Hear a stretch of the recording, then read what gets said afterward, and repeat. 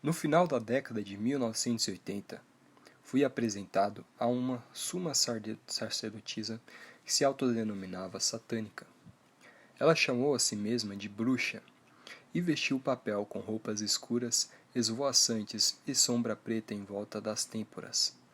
Em nossas muitas discussões, ela reconheceu adorar Satanás como sua rainha. Sou um homem de ciência e um amante da história. Depois de estudar os clássicos em Princeton, me formei em psiquiatria em Yale e em psicanálise em Columbia. Foi por esse motivo que um padre católico perguntou a minha opinião profissional, que ofereci gratuitamente, sobre se aquela mulher sofria de um transtorno mental. Isso foi no auge do pânico nacional sobre o satanismo. Em um caso que ajudou a induzir a histeria, Virginia Martin e outros foram recentemente acusados de suposto abuso ritual satânico em uma pré-escola de Los Angeles. As acusações foram posteriormente retiradas. Portanto, eu estava inclinado ao ceticismo. Mas o comportamento do meu sujeito excedeu o que eu poderia explicar com meu treinamento. Ela poderia contar a algumas pessoas suas fraquezas secretas, como orgulho indevido. Ela sabia como indivíduos que ela nunca conheceu morreram, incluindo minha mãe e seu caso fatal de câncer de ovário. 6 pessoas depois me garantiram que, durante seus exorcismos, a ouviram falar línguas, incluindo latim, completamente desconhecidas, para ela fora de seus transes. Isso não era psicose, era o que só posso descrever como habilidade paranormal. Concluí que ela estava possuída. Muito mais tarde, ela me permitiu contar sua história. O padre que pediu minha opinião sobre este caso bizarro era o exorcista mais experiente do país na época, um homem erudito e sensato. Eu disse a ele que, mesmo como católico praticante, não era provável que me envolvesse com muitos truques. Bem, ele respondeu, a menos que pensássemos que você não seria enganado facilmente, dificilmente queríamos que você nos ajudasse. Então começou uma parceria improvável. Nas últimas 2 décadas e meia e mais de várias centenas de consultas, ajudei clérigos de várias denominações e religiões a filtrar episódios de doença mental, que representam a esmagadora maioria dos casos literalmente obra do diabo. É um papel improvável para um médico acadêmico, mas não vejo esses dois aspectos da minha carreira em conflito. Os mesmos hábitos que moldam o que faço como professor e psiquiatra, mente aberta, respeito pelas evidências e compaixão pelas pessoas que sofrem, me levaram a ajudar no trabalho de discernir ataques por parte do que acredito serem espíritos malignos, e com a mesma crítica, diferenciando esses eventos extremamente raros de condições médicas. É possível ser um psiquiatra sofisticado e acreditar que os espíritos malignos estão, embora raramente atacando os humanos? A maioria dos meus colegas, científicos e amigos dizem que não, por causa de seu contato frequente com pacientes que estão iludidos sobre demônios. Seu ceticismo geral do sobrenatural e seu compromisso de empregar apenas tratamentos padrão, revisados por parte que não potencialmente induzam ao erro, uma definição definitiva a risco, ou prejudicar pacientes vulneráveis. Mas a observação cuidadosa das evidências apresentadas a mim em minha carreira me levou a acreditar que certos casos extremamente incomuns não podem ser explicados de outra maneira. O Vaticano não acompanha o exorcismo global ou nacional, mas, em minha experiência e de acordo com os padres que encontro, a demanda está aumentando. Os Estados Unidos abrigam cerca de 50 exorcistas estáveis, aqueles que foram designados pelos bispos para combater a atividade demoníaca em uma base semi-regular, a partir de apenas 12 uma década atrás, de acordo com o reverendo Vincent Lampert, um Indianápolis sacerdote exorcista, baseado que é ativo na Associação Internacional de Exorcistas. Ele recebe cerca de 20 consultas por semana, o dobro do número de quando seu bispo o nomeou em 2005. A Igreja Católica respondeu oferecendo mais recursos aos membros do clero que desejam resolver o problema. Em 2010, por exemplo, a Conferência dos Bispos Católicos dos Estados Unidos organizou uma reunião em Baltimore para clérigos interessados. Em 2014, o Papa Francisco reconheceu formalmente o IAE, dos quais 400 membros devem se reunir em Roma em outubro próximo. Os membros acreditam nesses casos estranhos porque são constantemente chamados a ajudar. Eu servi por um tempo como consultor científico no conselho administrativo do grupo. Infelizmente, nem todos os clérigos envolvidos neste complexo campo são tão cautelosos quanto o padre que primeiro me abordou. Em alguns círculos, há uma tendência de se preocupar excessivamente com explicações demoníacas, putativas e de ver o diabo em toda parte.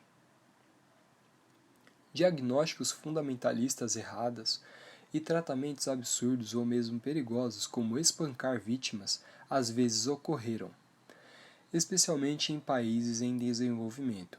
Talvez seja por isso que o exorcismo tem uma conotação negativa em alguns setores. Pessoas com problemas psicológicos devem receber tratamento psicológico. Mas acredito que vi a coisa real. Os ataques a indivíduos são classificados como possessões demoníacas, ou como os ataques um pouco mais comuns, mas muito menos intensos, geralmente chamados de opressões. Um indivíduo possuído pode repentinamente, em uma espécie de transe, fazer declarações de veneno, surpreendente e desprezo pela religião, enquanto entende e fala várias línguas estrangeiras, até então desconhecidas para eles. O sujeito também pode exibir uma força enorme, ou mesmo o fenômeno extraordinariamente raro da levitação. Eu não testemunhei uma levitação, mas meia dúzia de pessoas com quem trabalho juram que viram isso no decorrer de seus exorcismos. Ele ou ela pode demonstrar conhecimento oculto de todos os tipos de coisas, como um ente querido e de estranhos morreram, que pecados secretos ela cometeu, mesmo onde as pessoas estão em um determinado momento. Eu pessoalmente encontrei essas características racionalmente inexplicáveis, junto com outros fenômenos paranormais. Minha vantagem é incomum. Como médico consultor, acho que já vi mais casos de possessão do que qualquer outro médico no mundo. A maioria das pessoas que avaliam nessa função sofre dos problemas mais prosaicos de um distúrbio médico. Qualquer um que esteja familiarizado com doenças mentais sabe que os indivíduos que pensam estar sendo atacados por espíritos malignos geralmente não estão experimentando nada disso.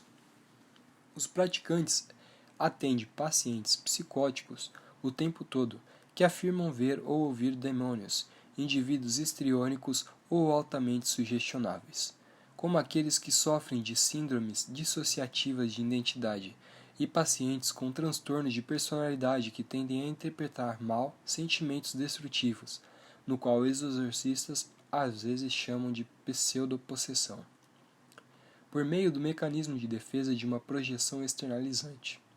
Mas o que devo fazer com os pacientes que inesperadamente começam a falar um latim perfeito? Abordo cada situação com cepticismo inicial. Tecnicamente, não faço meu próprio diagnóstico de possessão, mas informo o clero de que os sintomas em questão não têm causa médica concebível. Estou ciente da maneira como muitos psiquiatras veem este tipo de trabalho. Embora o American Psychiatric Association não tenha a opinião oficial sobre esses assuntos, o campo, como a sociedade em geral, está cheio de céticos invencíveis e ocasionalmente de materialistas doutrinários, que muitas vezes são estranhamente vitriólicos. em sua oposição a todas as coisas espirituais. Meu trabalho é atender às pessoas que procuram ajuda, não convencer os médicos que não estão sujeitos à persuasão. No entanto, estou agradavelmente surpreso com o número de psiquiatras e outros profissionais de saúde mental hoje em dia que estão abertos a considerar tais hipóteses. Muitos acreditam exatamente no que eu faço, embora possam relutar em falar. Como homem de raciocínio, tive de racionalizar o aparentemente irracional. As perguntas sobre como um médico treinado cientificamente pode acreditar em tais absurdos desatualizados e não científicos, conforme me perguntaram, têm uma resposta simples. Eu honestamente peso as evidências. Disseram-me de maneira simplista que a levitação desafia as leis da gravidade. E, bem, é claro que desafia.